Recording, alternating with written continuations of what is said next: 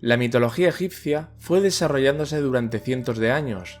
Los centros de culto principales de Egipto intentaron unificar las costumbres de los condados adyacentes para dar un sentido más amplio a sus deidades. De esta forma nacerían las versiones más importantes sobre la creación del mundo: la Eneada de Heliópolis, la Ogdóada de Hermópolis y las tríadas de Menfis y Tebas. Comenzaremos por el culto de Heliópolis, aquel que dominó Egipto entre la tercera y la quinta dinastía. Al comienzo de todo, solamente existían las aguas primordiales, conocidas como Nun, un lugar oscuro y caótico sin la capacidad de actuar de forma propia. En su interior se dice que algo comenzó a cobrar vida, una deidad que deseaba su propia existencia física y que compartía los principios masculinos y femeninos. De las aguas emergió y se hizo llamar Ra, la personificación del sol y la primera de las 9 deidades que formarían la Eneada de Heliópolis. Según el momento del día, tenía un nombre y un aspecto diferente. Por la mañana era Khepri, un humano con cabeza de escarabajo. Al mediodía, durante su punto más alto, era Ra y poseía cabeza de halcón. Y en el atardecer, Atum, un hombre con aspecto de faraón. Esta y otras variaciones de la figura de Ra se deben a la importancia que fue adquiriendo su culto. Las deidades solares de otras regiones tendieron a unirse a Ra con el afán de unificar culturalmente Egipto. Cuando nació Ra, estaba solo y decidió unirse a su propia sombra. Derramó su semilla en el interior de su boca y cuando la escupió, nacieron los gemelos Su, el dios del aire, y Tefnut, la diosa de la humedad. Su era representado con forma humana y una pluma de avestruz en la cabeza. Estaba asociado a la luz que terminaba con la oscuridad del caos en el mundo y al viento procedente del norte, aquel que aliviaba el calor del verano y empujaba las falucas, las embarcaciones de una sola vela. Tefnut era representada como una mujer que portaba el disco solar, a veces como una humana completa y en otras con cabeza de leona. Ella era la diosa de la humedad y del origen del rocío. Inicialmente estuvo asociada al ojo lunar de Ra, pero con el tiempo pasó a serlo del solar. Ra sacó de las aguas primordiales al primer ojo, el ojo solar, aquel que enviaría a buscar a Su y Tefnut. Cuando éste regresó, se dio cuenta de que Ra había obtenido un segundo ojo, el ojo de la luna. Según la versión, este segundo ojo habría sido obra de Ra o un regalo de Nun. Para apaciguar la ira del primer ojo, lo convirtió en una cobra con el cuerpo alzado que utilizaría para protegerse de los enemigos. Así nacería el símbolo que llevarían los faraones, la cobra, para poder beneficiarse de su poder protector.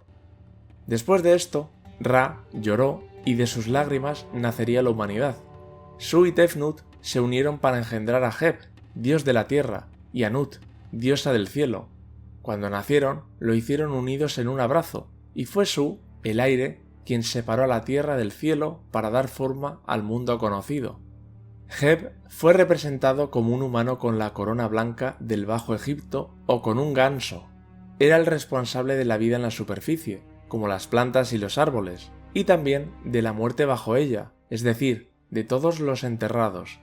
Gracias a él, se dice que Ra tuvo una vida más interesante y un lugar donde descansar, ya que hasta entonces se sentía desocupado. Nut fue representada como una mujer bella y atractiva. Ella abarcaba con su cuerpo la bóveda celeste y daba cobijo y protección a las estrellas, al océano y a los dioses que diariamente atravesaban el cielo con la embarcación. Se dice que el sol se acercaba cada día a la boca de Nut para que lo tragara y al día siguiente lo liberaba para que naciera de nuevo. La función más importante de Heb y Nut en la mitología fue ser padres de Osiris, Isis, Set y Neftis. Sin embargo, según el relato de Plutarco y James Fraser, se dice que Ra consideraba a Nut su esposa. Al descubrir que Nut estaba enamorada de Heb, la maldijo, impidiéndole tener hijos en ningún mes. Nut pidió ayuda a Tot, el dios de la sabiduría, cuyo origen es difuso, aunque algunos historiadores lo sitúan como hijo de Ra, pero fuera del grupo de la Eneada. En cualquier caso, Tot había vencido a la luna jugando a las damas. Su triunfo le había otorgado tiempo y lo utilizó para ayudar a Nut añadiendo 5 días más al calendario egipcio. Así, El año pasó de 360 a 365 días y permitió que Nut pudiera dar a luz a sus hijos evitando la maldición de Ra. Osiris nació el primer día, el dios de la agricultura y un gran gobernante sobre la tierra, pero la envidia de su hermano Set acabó con su vida. Su esposa Isis logró resucitarlo y tras ello se convirtió en la deidad regente de la Duat, la región de los muertos.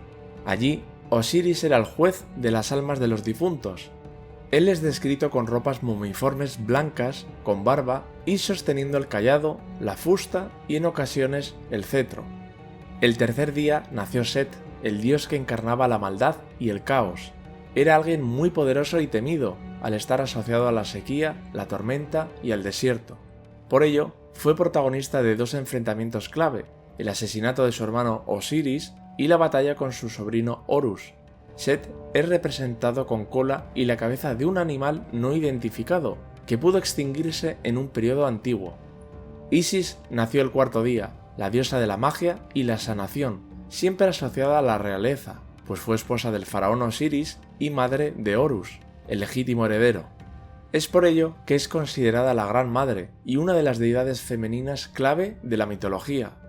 Isis es representada como una mujer humana con emblemas reales, un disco solar alrededor de los cuernos de Hathor y también cerca de un trono. El quinto día nació Neftis, la diosa de la muerte, la oscuridad y la noche, una especie de contraparte de su hermana Isis, pero que siempre actuó como su aliada. Neftis renegó de Set, su marido, y por ello no fue temida en Egipto. Era representada como una mujer coronada por el símbolo jeroglífico parecido a un altar, que significa señora de la casa. Hasta aquí llegarían los dioses de la gran Eneada de Heliópolis, aquellos que expandieron el mundo egipcio.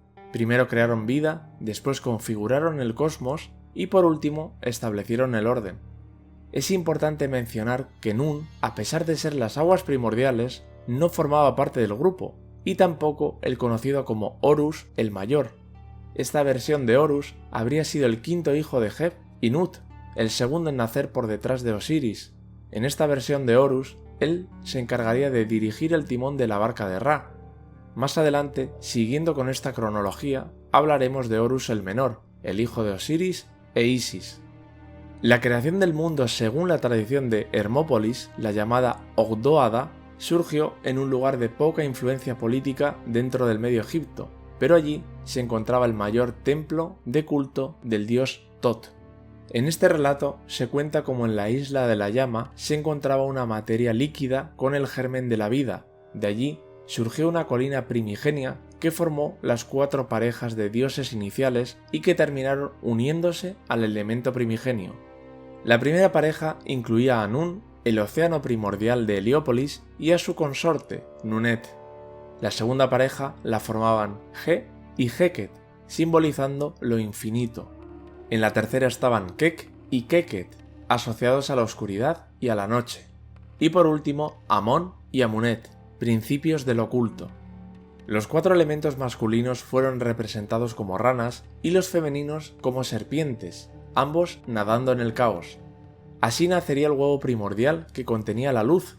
Cuando el huevo eclosionó, el sol iluminó el mundo y se alzó llevándose consigo a la Ogdoada con él. En otras versiones de este mito, sería Tot el líder del grupo y la deidad que envía a un ibis con el huevo primigenio. Por último, hablaremos sobre el mito de la creación a través de las 2 tríadas más importantes del sur de Egipto. Comenzaremos por las creencias de Menfis, la capital del imperio antiguo de Egipto. Según el historiador Morenz, fue en algún momento de la quinta o sexta dinastía cuando los sacerdotes de Menfis aprovecharon para introducir en la cosmología de Heliópolis a los 3 dioses más importantes de su culto, Ta, Sekhmet y Nefertem. Ta fue la deidad más importante de Menfis y aquella que fue situada como la creadora de los dioses, los hombres, los animales, las tierras, el océano, la comida, la justicia, el trabajo, las ofrendas, todas las cosas buenas y la palabra. Fue a través de ella que creó a Atum, la forma del atardecer de Ra, y al resto de deidades. Por ello, Ta fue considerado patrón de los artesanos. Él era pensamiento, corazón y lengua en la Eneada. Su aspecto es diferente al de otras deidades. calvo, con barba, y de la espalda del cuello cuelga una flor llamada menar, símbolo de la alegría. Con el tiempo, el poder político de Egipto pasó al sur del país, a la ciudad de Tebas, actual Luxor. Allí, en la época de la 12ª dinastía, los sacerdotes de la tríada tebana elevaron las figuras de Amón, Mut y Khonsu como las más importantes de la región, pero no fue hasta la 18ª dinastía cuando las características y poder de Ra, la deidad solar más importante del norte, fueron unidas a la divinidad local de Amón, surgiendo así la deidad Amón-Ra, el unificador del Alto y Bajo Egipto, el creador de dioses, la humanidad y todas las cosas.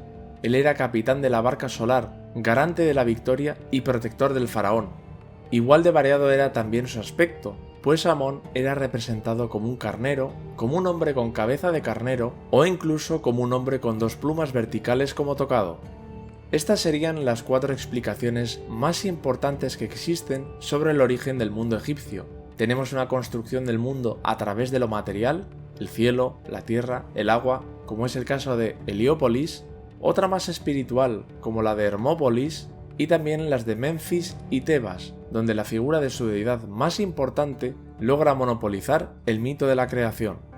¿Cuál de estos 4 mitos te parece más interesante? ¿Habías escuchado sobre ellos? ¿Qué deidad te ha sorprendido más?